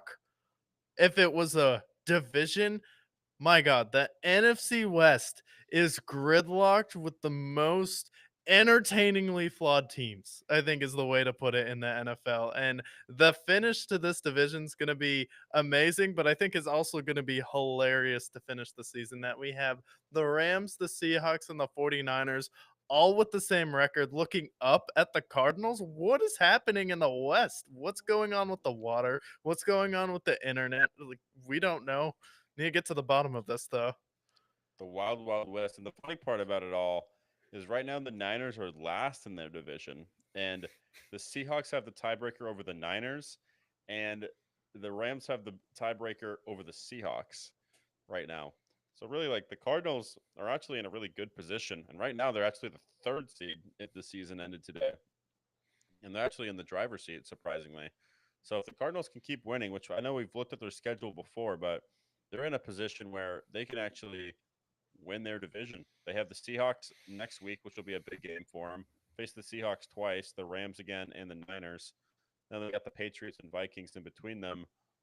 Definitely possible. We could see the Cardinals win that division, but honestly, it's still wide open. Anybody could win this division. You know, anyone can win this division. Do you have like a feeling right now who's going to come out and win the division? We don't need to talk about the Rams game, but they came out. It seemed like Puka Nakua and Cooper Cup finally get going, but you still were in a dogfight with the Patriots, which I don't love. And then the 49ers, it just feels like every single game for them is hard. It feels like they're on maximum effort all the time, and it's just painful for them. I just don't see the magic in them suddenly being able to flip a switch and be really good again. So it's like, and then the Seahawks just seem lost at some points. Yeah, I don't believe in the Seahawks at all. The 49ers, it just feels like every time they play, somebody goes down and their injury bug has really hit them. Super Bowl hangover is a real thing. So, I mean, unless if it's the Rams, I feel like it's the Cardinals that are going to do it. And I think that the Rams can still catch the Cardinals in this division, especially when they face each other. But if it's not the Rams, I think it's the Cardinals, honestly. You have Kyler, who's playing really well. You have their defense has played relatively well this season, too. They have the lead already. So if they can just sustain that, we might see a Cardinals playoff game potentially. Now, I don't think they're going to go very far in the playoffs, but I think that making the playoffs is already huge for a team that's in rebuild currently. Yeah, and then you potential of one of these teams also being a wild card team as well. But the thing with the 49ers this year is they struggled a lot versus their divisional opponents. They had that one game on Thursday night where it was light out when they played the Seattle Seahawks. And they beat them handedly that game, but you lost to now the Seahawks, the Cardinals, and the Rams. And you still have the Cardinals and the Rams to go again. So it's like this is a team that struggled in division this year, which is I don't think that's a great sign because I think that means if you face them again in the playoffs and you've lost to them, they can definitely be had. Like especially that Tampa Bay Bucks game, like that was a game where Tampa's receivers were all out. It's just Baker Mayfield and Kate Otten, and it was still tough to win that game. They're just not beating teams in the same fashion that they were before, and I just don't think Christian McCaffrey is suddenly going to wake up and carry them to a Super Bowl again. No, I don't see so either. And right now they're 10th in that conference at the moment. I just think between the tiebreakers, between the injuries, the Niners are not quite done yet, but they're looking like their season's over. And then yeah, I just think the Rams, if the Rams can get back in rhythm, I think the Rams should still win that division, but Cardinals are playing good as well. Just I don't trust the Seahawks either. Yeah, no, it's hard to trust anyone really in that division. Yeah, it's kind of become the NFC South, which I mean the Bucks are still there too, but yeah, that's every game in the NFL that we talked about. We talked about every game in Week 11. Now we're pop culture phenomenons here, right? We talk about the worst top five teams according to the Brickyard. Those are obviously very iconic things, but not quite as iconic as Mike Tyson, Jake Paul, and other icons of this industry here. We bared witness to one of the most publicized fights of the year, which was Jake Paul and Mike Tyson streaming on Netflix on Friday night. You're a boxing fan. You were ready for this fight. Jake Paul, Mike Tyson. Your thoughts? Yeah, I mean, most publicized fight of the year, most publicized ass of the year so far, which is Mike Tyson. It's like, first of all, Netflix. All right, so every time you try and log in, we're buffering. Everyone reset their router like 17 times for this fight. Your servers couldn't handle it. We all know the deal there. And it's like, how much are you worth? It's like the same exact situation as the NFL app. And now it kind of scares you when you think about the NFL. I don't really watch WWE, but like Netflix is suddenly going to have WWE now, and they couldn't really handle. I think it was some dumb dating show like Love Island was on Netflix, and then that crashed your app, and then everyone is like basically like it'd be easier to buff stream this for the event, and now I'm stuck on Mike Tyson's ass and I can't get it off my screen right now. So if you ever want an 80-inch OLED version of Mike Tyson's ass, there you go. And then this game, like Mike Tyson walked out and I was like, oh god, he looked old. He looked like he didn't want to be there, and the guy had a knee brace on. These people who are online showing these videos of Mike Tyson hitting pads, like, and they're like, "Oh, where was this Mike Tyson?" Like, hitting pads. Like, you don't think there's a difference between hitting pads and the speed and explosivity you have there, where pads don't hit back at you? That's the thing about them. They're just pads. They don't hit back versus going up against someone who is bigger than you, has a reach advantage, is younger than you. You almost died earlier this year from an injury. You're 58 years old. You looked old between sessions. Like, you didn't have enough gas to really do anything past round two. Like, no, this wasn't Mike Tyson pulling punches in this game. There was no, oh, Mike, I'm going to pay you to lose this game. It's like, no, this is a guy who just looked old. And if you looked at him sitting on the stool, like, he didn't look like he was someone who was pulling punches. He looked like someone who was gasping for air.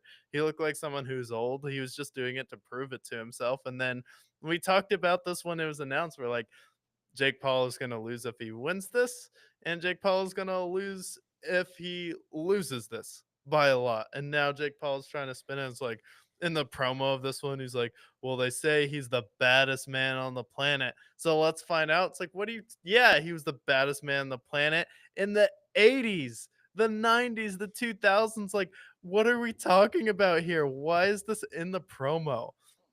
Like, I don't get it. Like, and then people were thinking this was gonna be a big fight, like, "Oh, this is so disappointing." What did you expect, Jake Paul to go out there and knock out a 58-year-old man?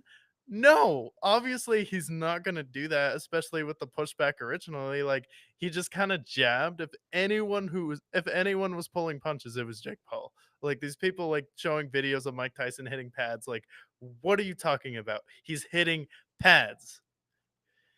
No, I have a lot of opinion to this fight because, for one thing, Netflix, what a massive failure on their front with their streaming services and just the fact that you couldn't handle the fight. Like, give me a break. You're worth like $400 billion. You can't handle that. Give me a break. But then the fight itself, when we talked about this game when they announced it, everything you mentioned here. Why are you fighting a 60-year-old man? And then for people who are talking about Mike Tyson, the Mike Tyson that you're thinking about is the Mike Tyson from 1994, 30 years ago. Mike Tyson has not been the Mike Tyson you think he's been since the 90s. And if you look back at his fighting records, he was 5-5 in the last 10 fights prior to this game. He stopped fighting in 2004 because he said in 2004, 20 years ago, that he was too old for this shit because he's been feeding himself with fucking blow for the last 40 years. No offense to Mike Tyson, but it's the truth. And then as soon as he walked out onto the street and we saw him do his walkout, I was like, this is sad. Man's just collecting a paycheck. And I'm sure it's a big one, but he literally did this for the money. And so did 20. Jake Paul. They both made at least 20 million. I know Jake Paul probably made even more. But this game, like the problem I had with this fight was we all knew that Jake Paul was going to win. He should have won. He's younger, he's stronger, he's probably a better boxer at this point. But at the same time, like this whole fight was just a cash grab, and it was such an obvious cash grab. It was like the whole time it just felt like a giant advertisement. It was just pathetic. It looked rigged, and my biggest grief was like, again, Mike Tyson is 60 years old. Everybody in this comment section who's gassing up Mike Tyson are just looking back at when he was good in 1991. 1991 was 35 fucking years ago at this point. He's not that same guy. It'd be the same thing if there was a fucking passing competition between Patrick Mahomes and Joe Montana. Yes, Joe Montana threw a beautiful deep ball back in 1991. But he's retired and he's a Hall of Famer now, and his legacy is set. No matter what Mike Tyson would have done, there's nothing he could. It was just a wash. But yeah, this fight was terrible. It was a complete cash grab. Jake Paul didn't even feel like he actually wanted to fight him. He just wanted to get another win on his belt. And then Mike Tyson was just collecting a paycheck. Like this was just disappointing in a lot of ways. Yeah, and I feel like it was a IQ test for America and they failed because the majority of the money was on Mike Tyson. There are people before this fight, they're like, "Oh, yeah, but it's Jake Paul. Yeah, but it's Mike Tyson." I'm like, "You okay, so you realize Mike Tyson what he was good at when he boxed, right? Power. He would just knock anybody out. He could get outboxed, but he would hit you harder and you would not get back up. And he could also take a punch as well. But he wasn't known for being like a Floyd Mayweather, where Floyd Mayweather is one of the most technically proficient boxers. And that's why he can box later because he doesn't get hit. He's has really good defense. Where Mike Tyson's like, he wasn't known for having the best defense in the world. He was known for having really high knockout power. And then this idiot before the fight is like, "Oh, yeah, one thing Mike Tyson will always have is his power." Like, what are you talking about? That's the first thing to go is your power. That's like saying Lamar will always have his legs. What are you talking about? No, what he'll have is his mind and his passing ability. And it's like what stays with you is the technical proficiency, the timing, and the defense. Maybe you lose a little bit of the timing and get slower, but those are the things that stay with you, not your knockout power. So you have this guy before the fight, and he mentioned it like 3 times in a row. Like Mike Tyson will always have his power. Like, no, that's the first thing to go. What are you talking about? It's like people don't understand how science works. It's like the same arguments. Like, yeah, I think Caitlin Clark could be on an NBA team. No, she can't. She couldn't body up someone like Peyton Pritchard. Like, please put her in the Celtics drill, which is everyone picks up Peyton Pritchard full court. Like, no, she couldn't play on a G League team. It's like, what are we talking about? You failed that IQ test where you had people seriously considering that. Then you have people thinking Mike Tyson was actually going to win, where the majority of the money was on him. Then you have people talking about how his power will never go. It's like, what are you talking about? It's like, we need to go back to school, reform how it's taught. It's like somewhere along the line, we went wrong. And this was just a test that most people failed. Like, this is common sense. Yeah, a lot of people failed this. And also, if you just know America, like the body's physiology, you know that the muscle goes as you get older, especially when you enter, I don't know, your 50s. And my big thing here is like, I'm somebody who I'm not considered I wouldn't consider myself a Jake Paul hater. I respect his grind and becoming a boxer. But everybody that talks about Jake Paul in the way of he's just fighting a bunch of old men, he's kind of following that track record. I mean, you have Mike Tyson, you have Ben Askren, you have Anderson Silva. Like, it's great that you're fighting these legends, but maybe fight a legend that's in their prime. Because again, like this, if you want to collect a paycheck, like who am I to judge? But at the same time, why did you fight this man? Mike Tyson was great in the 90s. And here you are in 2024 fighting this man who couldn't fight earlier in the year when you scheduled to fight him in July because he had stomach ulcers from training. Like he was so old he couldn't even train at this point. Like I think for Jake Paul, if he wants to be legitimized, right, as a boxer, which I think is an appropriate thing, how about you fight somebody who's your age, or at least just somebody who's still boxing? Because at this point, he's fought so many people who aren't even boxing anymore. They're retired. Like, just fight somebody for legit for once. Jesus Christ. Yeah. And it's the tough thing there because you have to level up your skill to a certain degree in the gym. And like something like boxing takes time, especially when you started late. So for Jake Paul, like the strategy in mind for him is like, hey, you have these people who are fighting amateurs for usually like your first 10 to 15 fights. So if I'm already fighting in stadiums with people who have been in fights in a stadium environment with someone like a Tyron Woodley, who was a good, at least striker in the UFC, even though it's not the same, or someone like Nate Diaz, where you're still getting reps in the ring under your belt, and then eventually you'll be able to get to a point when it's typically around like fight 15 to 20 where you're really getting against some top competition, but it's really tough to sell a fight versus someone who's on your skill level that nobody knows. Like, oh, Jake Paul's fighting. Like, oh, who's he fighting? Some guy who like has a similar record to him, is younger, maybe a little bit hungrier than him as well, where he's not going to be able to promote as much of an event. Whereas for boxing, what Jake Paul is doing is like, hey, look at how great that women's fight was before, and then he's promoting other boxers under the card here. He's just built himself a dilemma where he needs to fight someone more skilled, but he also needs a name big enough where he can have the maximum payday for him. And I think he's trying to get the best of both worlds, but at some point, he's going to end up not ever being legitimized as a boxer, but having that massive payday. But for the people saying, like, oh, he never fights anybody, it's like, okay, he would still beat up most people at the end of the day, whether Yeah, I if mean, they're like, not a pro boxer. yeah, and I feel like in the fight, like, granted, again, Mike Tyson's old. We've talked about that, but I still feel like he technically, like, if we're talking about like technical boxing skills, I feel like he still put up a good fight. He delivered some good punches, and he landed a majority of them. So I still feel like he's growing as a boxer. I still think he's a good boxer overall.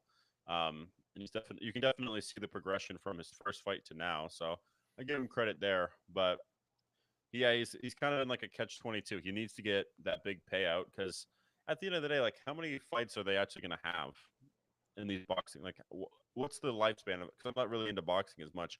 What's the lifespan of a box? How many more fights does Jake Paul realistically have in him as he's 28 at this point? I mean, well, Floyd Mayweather's in his 40s right now. It really depends on what style of boxer you are and how much you've gotten knocked out. Because if you're not taking too many hits, you're not getting knocked out. You have boxers who have fought like over 50, 60 fights into their 40s. Okay, so he's got like at least 10 years left in him. Yeah. Okay. He's doing Um, it smart though, where he's really only fighting like once or twice a year. yeah. So he's still got a few more. But yeah, I just think that yeah, I've said what I said about this fight. I feel like the Mike Tyson fight was a lose lose for Jake Paul, and interested to see who his next matchup is. But I feel like they got to be at least within 10 years of his life. Like, make him like at least 35 or something. Yeah, it has to be his next fight has to be Andrew Tate, right? Like Andrew he's Tate, yeah. someone who he's experienced, who's he could argue this guy is a boxing champion, whatever mafia run league that Andrew Tate fought in, but he's a legitimate kickboxer here.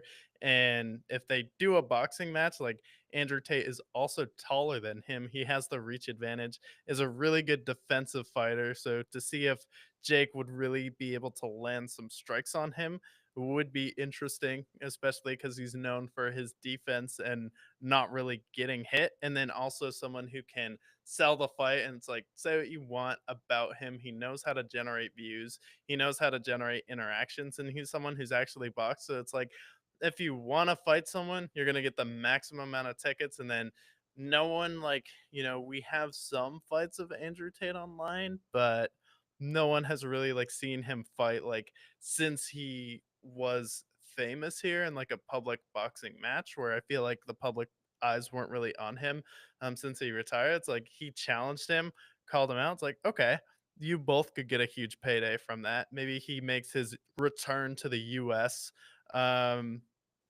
finally gets like extradited from Ukraine, Ukraine, from where he is right now in Romania to the US under a new administration. That's his return, where he fights Jake Paul in Miami. That would be an epic fight in Hard Rock Stadium. Yeah, that's actually a really good fight because again, it's everything you mentioned there. Somebody who's younger. I think Andrew Tate's like what, 38, something like that. He's not that old. Yeah. Not, yeah, he's been a fighter, and obviously, like, I think in the same reason why people watch Jake Paul fight to watch Jake Paul get knocked out, they'd have it on the other side with Andrew Tate just as much. somebody who's also rubs a lot of people the wrong way for one reason or another. Jake Paul That'd be a would be perfect like the fight. hero in this fight. So he'd be able to, okay, you beat up Mike Tyson. That made us feel uncomfortable. But if he turns around and knocks out Andrew Tate, then he's a hero. That's true. That's a good way to put it. Yeah, it remains to be seen. But yeah, this fight was terrible. Netflix dropped the bag. Um, and Mike Tyson is old. Mike Tyson, please don't fight again. I know he teased potentially fighting Logan Paul. Please don't do that. We don't want to see No. that. Yeah, he was like biting his glove, like, ugh, what's going on? I'm sad to see. You hate to see some. It was like a 2015 Peyton Manning situation. It's like just right off into the sunset, man. You're one of the greatest to ever do it. Just leave us with that memory, please. Did you say Peyton or Peyton? Yeah, yeah. So yeah, Jake Paul and Mike Tyson. We also have the worst top five. Is there anything else we want to talk about before we dive into the worst top five? If there's any other headlines here? I know the NBA. They got the NBA Cup going on right now, whatever that means.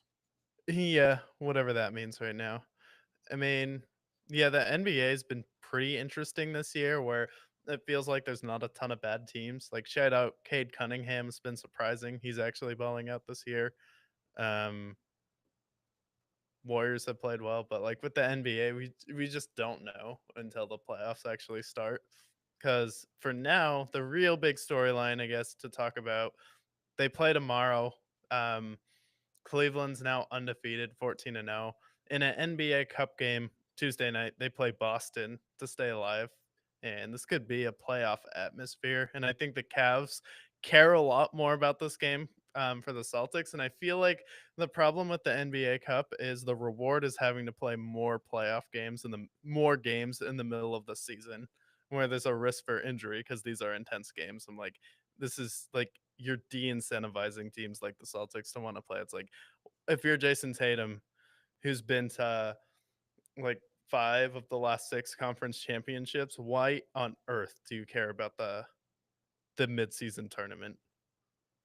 Yeah, I just don't think they've nailed down the NBA Cup. I understand what they're trying to do, make the regular season relevant, but I just don't think that donating to charity is enough for them to care, or making $100,000 if they win this cup. Like, I just think they need to work on the NBA Cup, and I'm obviously not the guy to do it. What the fuck do I know? But uh, I just think the NBA Cup just isn't interesting in any way. It's just kind of fun. You like the courts a little bit. Obviously, there's some good matchups that go on, but it's just they got to do a better job with the NBA Cup because it doesn't work. Yeah. Other news, Jason Tatum willing to put up 200 million for a WNBA team. I thought that was interesting. Yeah, that's awesome. I know they're looking to expand the WNBA. I think they're supposed to add 2 more teams. Yeah, I So think they're WNBA. actually yeah, they're on schedule to make money. So I think they're like a league that's like people forget. Like they're like, oh well, it's like people don't watch it just because it's fun. It's like, well, it's still a very young league. So getting the amount of like skills and coaching, like just think of all the errors that the NBA went into through where now we're gonna have more skilled coaches, more money put into it, more money put in girls programs in colleges and the WNBA. Like I feel like we will start to see some more talent once girls start to see like, hey, this is a legitimate revenue stream that I can work on here. Yeah, and I think like now you're starting to see like the Cameron Brinks of the world, the Angel Reeses, obviously the Caitlin Clarks as well. Once when they can start making millions of dollars, then girls who are in middle school and high school and college, they'll actually continue moving on with their college basketball careers.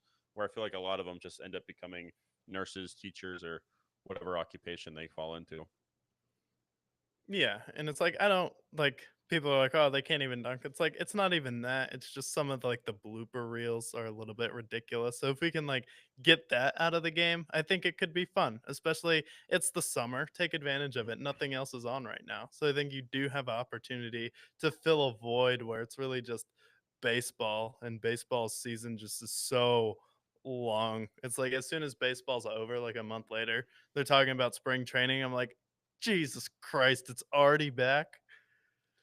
Yeah, now yeah, baseball season just moves so slow. Whether it's regular season, really it's just like 2 months where it's really great and it's awesome. and then it's over, and then it's a really, really, really long off season, really long spring training, and then it's back to the grind. That's baseball for you. It So we never could definitely use. stops. It never stops. There's players who are still playing incredibly. Yeah. Well, we previewed every game in the week 11 of the NFL. We talked about the Jake Paul Mike Tyson fight. Talked about any other news that is scrambling around here, but as you see here, hidden beneath his desk here, we have the documents that are going to be unsealed as of right now. Week 11 has concluded, and we must know the worst of the worst so that when week 12 comes around, we know the best of the best. Worst top 5 teams according to the Brickyard. And I'm here to break it all down here. First off, let's talk about teams that are excluded from the worst top 5 because they have graduated one way or another. How about the Giants breaking up with Daniel Jones? We didn't even talk about it. Daniel Jones is gone from the Giants. He is now the third string. We have Tommy DeVito at the helm, and I think that's enough for them to not be on the worst top 5. Will they still be bad? Probably. But at least they broke up with Danny Dimes, Danny Desertless, Danny Homeless at this point. Then we have the Panthers, who are also not on this list. 2 wins in a row. Sneaky bad team here. Graduating. Bryce Young is moving forward, throwing forward passes at this point. They are not on this list either. And then the Patriots, trending upward. Played a good game against the Rams, so they are not on the worst top 5 list either. But a team that is not safe from the worst top 5s. How about the Cincinnati Bengals? Yes, I know they have Joe Burrow. Yes, I know they have Jamar Chase. Yes, I know they have Trey Hendrickson. But this team is 4-7, despite the fact that Joe Burrow is leading the league in almost every single passing category. If their record was flipped, he'd probably be in the MVP race. In fact, I know he would be.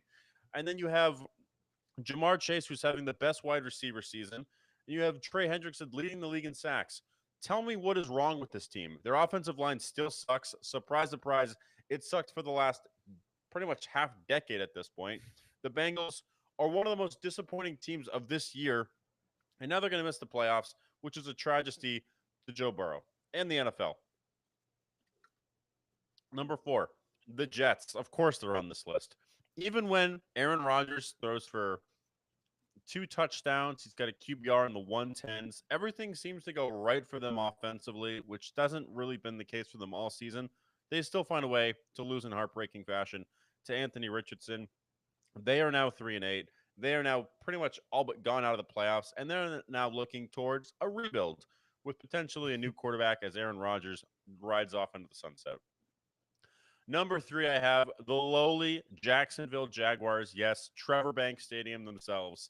Bottom 10 in almost every single statistical category, offensively, defensively, special teams. You get the idea.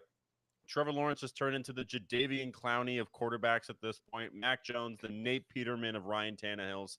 Absolutely abysmal. Everything they do. You have Travis Etienne, who has legs like a fish.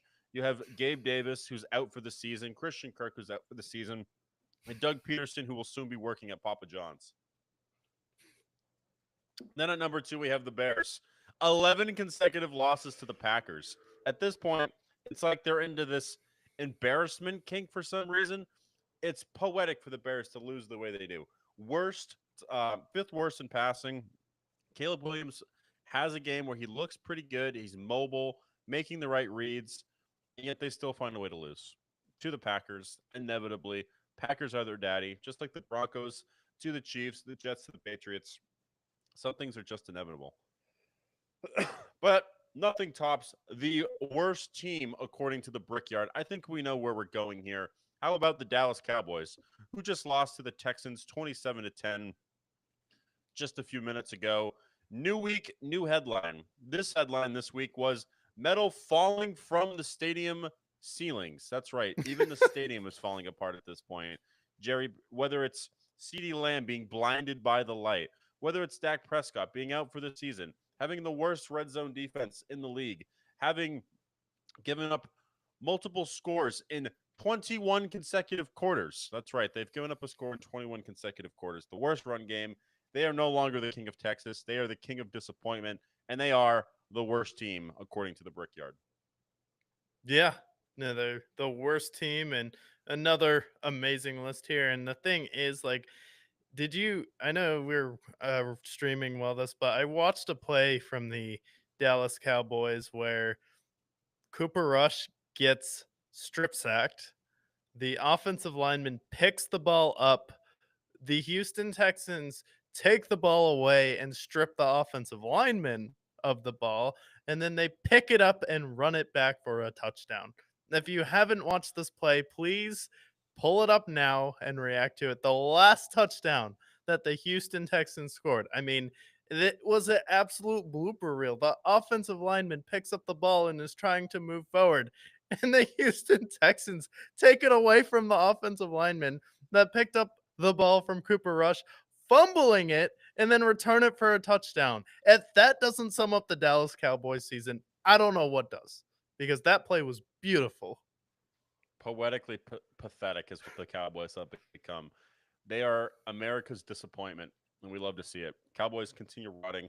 Jerry Jones losing his battle to dementia each and every week on the Brickyard.